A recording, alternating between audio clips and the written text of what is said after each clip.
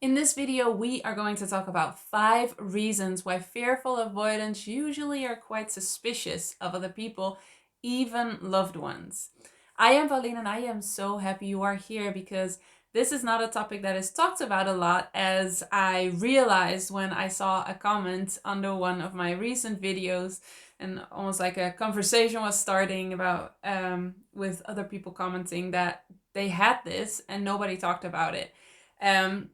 I am here to talk about everything you struggle with, all surrounding the fearful avoidant attachment style. So if there is anything that you feel like I have this, I'm kind of ashamed of it, I'm wondering if it's normal, please comment below and I would love to make a video about it. I do not want you to feel alone.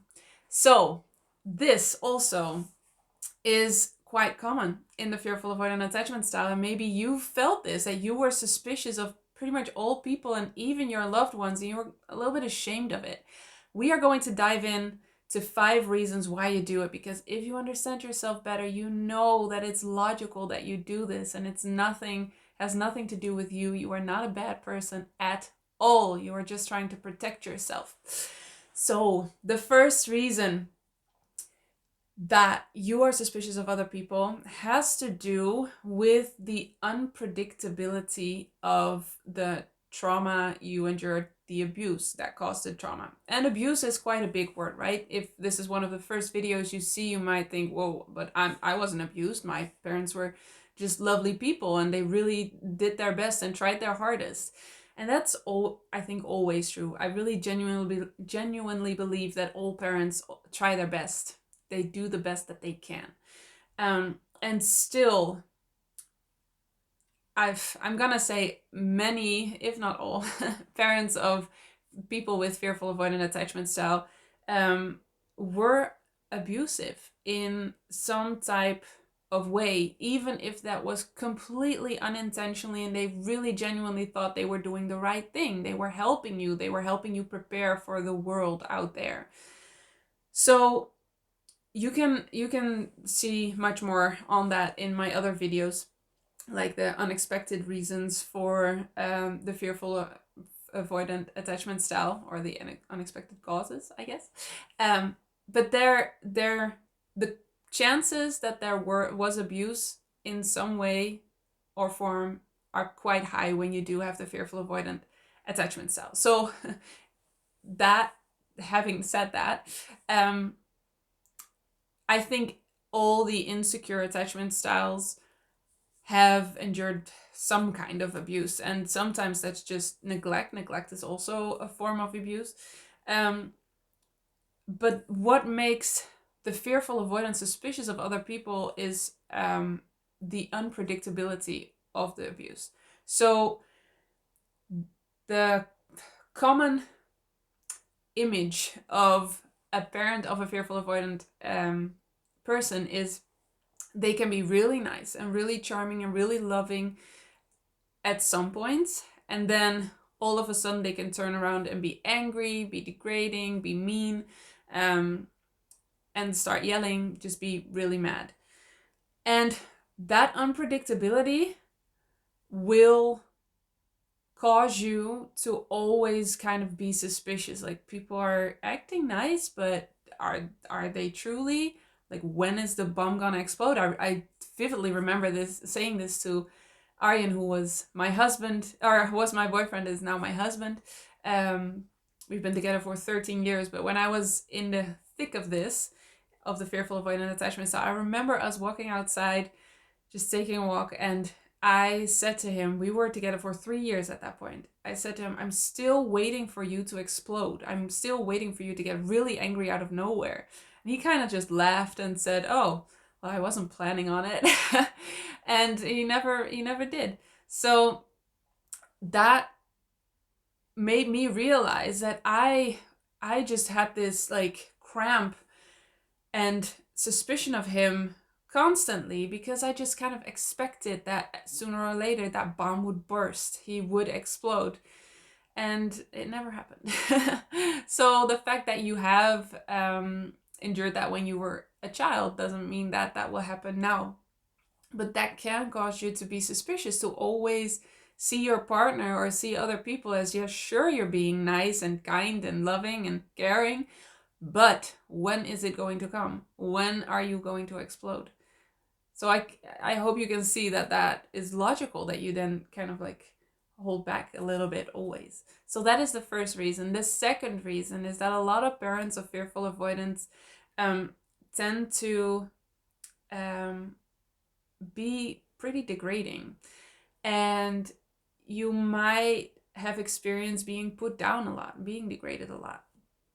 And that is so hard, you know, that makes you feel like such a worthless person. And to be absolutely clear, this was not the intention of your parents. What they wanted in those moments was either control, they felt out of control, or they wanted to help you in the only way they knew how, to prepare for the world.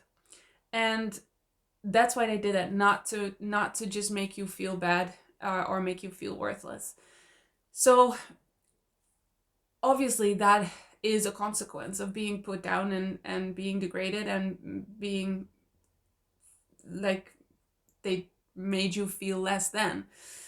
And when you've experienced that again and again, it can really cause you to feel worthless and therefore be suspicious of other people, because you feel like they will take advantage of you, they will betray you, they will do something to hurt you. So this also is logical. It's logical that you would feel that way if you have experienced being put down as a child. I feel like I'm flying through the points and still taking a long time. There's just so much to talk about here. So we are going to go to point 3, and I might come back to all the important points in next videos. The third reason why fearful avoidants tend to be suspicious of other people is that fearful avoidants are quite used to always having to make your case. And what I mean by that is, I remember that I felt like I had to make almost a court case for even the smallest thing I did wrong or I could be accused of doing wrong. Like, I always had to prove that I was innocent. And that is what a lot of fearful avoidants have. They always feel like they have to prove that they didn't do something, or and even if they did something, that might even be worse if something did go wrong. And you are allowed to make mistakes, you are allowed to do things wrong. But when you did something wrong, you felt like you had to be able to explain that really, really clearly why, and have reasons for it, and make it right. So yeah, that's like preparing a court case for every single thing that you did wrong, or that could be perceived as doing wrong. And that's because parents of fearful avoidance usually assume that you did something wrong. I remember, and my dad did this not to be mean, not to be like a bad parent, but he wanted me to be prepared for the world. So when something happened, he was just afraid that I didn't get it. I didn't get something, and that he had to explain it to me, what went wrong, so that I could do it better next time, and I would be safe. I would be safe in the world. Maybe it helps you to know why parents of fearful avoidance do this. But that making a case always means that you also always gather evidence for the things that you did, but also for the things that other people did wrong. Because if you are being accused of something you didn't do, you know who to blame. And fearful avoidants tend to be quite blamey. And again, this is not bad. You are not a bad person for doing that. That is very logical, because that was the way you were safe. If it really was your fault and you really did something wrong, it wasn't safe. It didn't feel safe to own up to it, take responsibility for it, because you still got punished, or your parents still got angry in a way, in whatever way that was. So that's why you always are gathering evidence, also against your partner, so that when your partner accuses you of something, you have something to put back to them, to give them back, to mirror them. And so I remember when I started dating, I mean, I would constantly like keep in check what he did wrong, so that almost like a mental list, so that when he would get mad at me, or which never happened, or he would accuse me of something, I could say, yeah, but you did this and this and this, just to feel that sense of control and safety. If I had nothing and he would accuse me of something, I think I would be convinced that he would leave me, or that he would get really angry and he would have a reason. And for some children that have the fearful avoidant attachment style, so have parents um, that caused that sounds so harsh, but like that that caused the fearful avoidant attachment style. For some children, it really meant that you were physically not safe. It could be that your parents spanked you, or that your parents thought that that was a way to help you understand what you needed to understand to be safe in the world. So it makes sense, right? That when you did something wrong, or you are accused of something, that you panic. You panic because it's not safe to do something wrong. And so you gather evidence and you keep that mental list of all the things your partner did wrong. And that brings me to my fourth point. That when you won't allow yourself to feel happy, to just feel relaxed in the relationship, because you have to be aware all of the time. Because you have to keep a list of what your partner might be doing wrong, or where he or she might be lacking, to cover up the fact that you feel like you can't make a mistake, to cover up the fact that you feel worthless in a way. It's logical. It's logical, but also manipulative and emotional control can be really hard to pinpoint. And this is also one of the things that a lot of children or people with the fearful avoidant attachment style have experienced in their childhood. Again, not with mean intent or ill will. All parents really do their best. But chances are quite big that you have experienced manipulation and emotional control, because that's what parents of FAs do. And so your fear brain believes that when you see loved ones negatively, when you are suspicious of other people, you are more aware. And this is an important point, because this is part of why you can't relax and why you can't allow yourself to be happy. You have to be aware all of the time. You have to be on all of the time. Your fear brain wants you to be on all of the time. And if you choose to see your partner positively, if you choose to allow yourself to be happy, your fear brain is just gonna panic and say, no, you have to be aware. You have to be hyper vigilant, because otherwise bad things will happen and you won't be able to see them coming. So you have to be aware all the time. You have to look at loved ones and everybody negatively, because otherwise you won't be able to pick up the threat. You won't be able to see where the threat is coming from. And for a fearful avoidant, for many fearful avoidants, there is always that feeling of threat, always that feeling of impending doom. If you do something wrong, something really bad will happen. If you don't do something perfectly, something really bad will happen. It will all be your fault. That is like a core belief of many fearful avoidants, which is really hard to have. As I'm talking about this, I remember the feeling of it, and it's like this sinking feeling and knot in my stomach. It's so hard. I wish I could just take that away from you. But I really hope it helps to know this, that you gathering evidence against your loved ones, or you being suspicious of other people, it has nothing to do with you. It has nothing to do with your character. You are definitely not a bad person. You are a scared person. You just want to feel safe. You really need to feel safe. And it can help knowing this to lower your guard a little bit and know that it is normal to make mistakes. And that if somebody is manipulative or emotionally controlling or degrading, that it is not you. It is definitely not you. It is their stuff to deal with. It is their stuff to deal with. All right, so that was 4 points. The fifth point is you prepare a strategy for when the betrayal comes.